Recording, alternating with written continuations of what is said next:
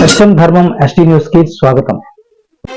ఇక ఏపీలో పూర్తిగా పేదరిక నిర్మూలనకి P4 కార్యక్రమాన్ని చేపట్టిన సీఎం చంద్రబాబు.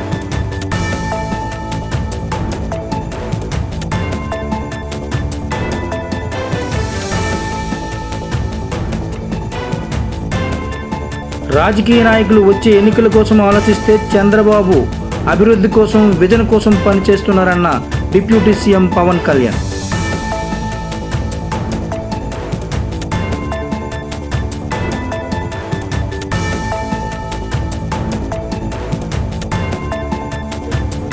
పాస్టర్ ప్రవీణ్ మరణంపై సీసీ ఫుటేజ్ కీలక అంశం. పోలీసులు మరింత వేగవంతంగా కేసు దర్యాప్తు.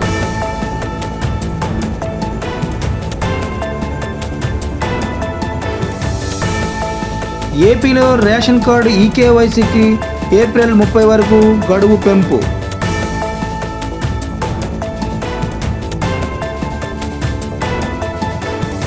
విశాఖపట్నంలో తాజ్ వరుణ్ బే సౌండ్ హోటల్ శంకుస్థాపన కార్యక్రమంలో పాల్గొన్న మంత్రి నారా లోకేష్, కేంద్ర మంత్రి రామ్మోహన్ నాయుడు, రాష్ట్ర మంత్రి నాదెండ్ల మనోహర్.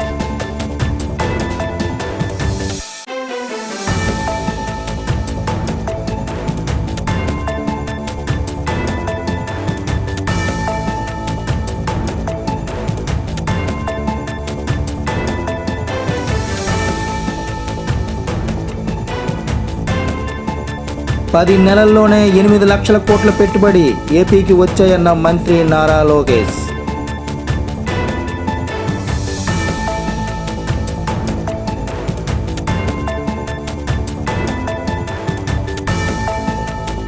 వైసీపీ నేత మాజీ మంత్రి కొడాలి నాని హైదరాబాద్ నుంచి మెరుగైన వైద్యం కోసం ముంబై తరలిస్తున్న నాని కుటుంబ సభ్యులు.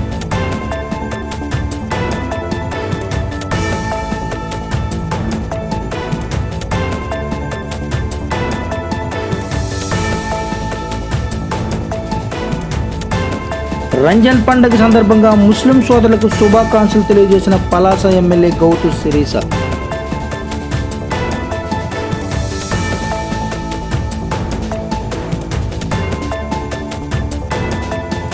శ్రీకాకుళం జిల్లా Palasa Kasibugga Srinivasa multi speciality hospital doctor T బాలకృష్ణకు పితృయోగం.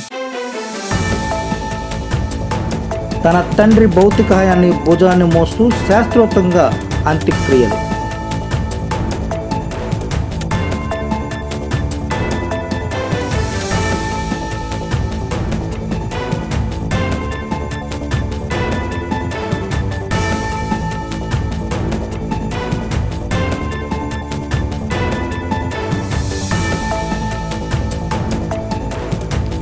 శ్రీకాకుళం జిల్లా పలాస కాశీబుగ్గ లలిత కళారంజని 34వ వార్షికోత్సవం సందర్భంగా మతమా మానవత్వమా అనే నాటికను ప్రదర్శించారు. వీక్షించిన ప్రతి ఒక్కరూ కన్నీటి పర్వం.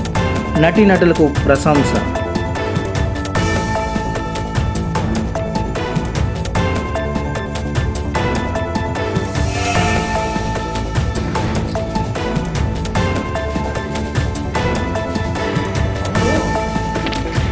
చిన్న సందేహం, విగ్రహారాధనకి అనుకూలమా వ్యతిరేకమా? మాట్లాడండి. అనుకూలమా వ్యతిరేకమా చెప్పండి. మా మతం చెప్పినట్లుగా మా దైవానికి రూపం లేదు. ఈ క్షణం వరకు మా మతము దాన్నే నమ్ముతుంది. నేను దానికే కట్టుబడి ఉన్నాను కదా. నేను కూడా విగ్రహారాధనకి వ్యతిరేకం. అందుకే విగ్రహారాధనకి వ్యతిరేకం అన్న బైబిల్ చూపుకి నేను అనుకూలంగా విగ్రహారాధన వ్యతిరేకించే వ్యక్తిగా నువ్వు నమ్ముకునే క్రిస్టియన్ మతం కూడా విగ్రహారాధన చేస్తుందా? తప్పు. క్రిస్టియన్ మతం విగ్రహారాధనకి వ్యతిరేకం. దేవునికి రూపమే లేదని నా బైబిల్ నమ్ముతుంది. దేవునికి రూపమే లేదని నీ బైబిల్ నమ్మితే మరి చర్చలో మరియమ్మ బొమ్మలు, యేసు బొమ్మలు, సిలువలు ఎందుకురా? ఏ విగ్రహాలు కావా? పూజించడం లేదా? అంతెందుకయ్యా, యేసు మరణానికి ఆధారమైన ఆ సిలువ ఇప్పుడు వాటి మెడలో లేదు. ఒరే శాస్త్రి, భగవంతుడు సర్వాంతర్యామి అన్నది నిజం. సంచలమైన వస్తున్న మనిషి ఏకాగ్రత సాధించడం కోసమే ఈ గుళ్ళు, మసీదులు, చర్చలు. అయినా మత గ్రంథాలు నువ్వు ఏం చదివావురా? నువ్వు చదివిన చదువుకి ఆ గ్రంథాలు నీకు అర్థం కావు. అందుకు గురువుల దగ్గరికి వెళ్ళాలి.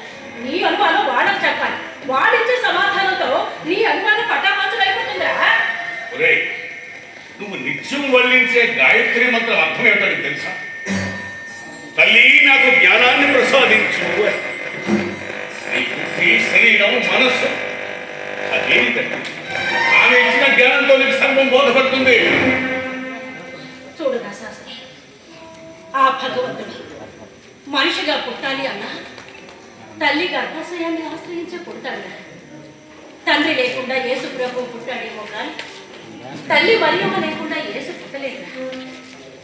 ఆ నారాయణుడు కౌసల్య గర్భం నుండి రాముడిగా, దేవకీ గర్భం నుండి కృష్ణుడిగా జన్మించాడే తప్ప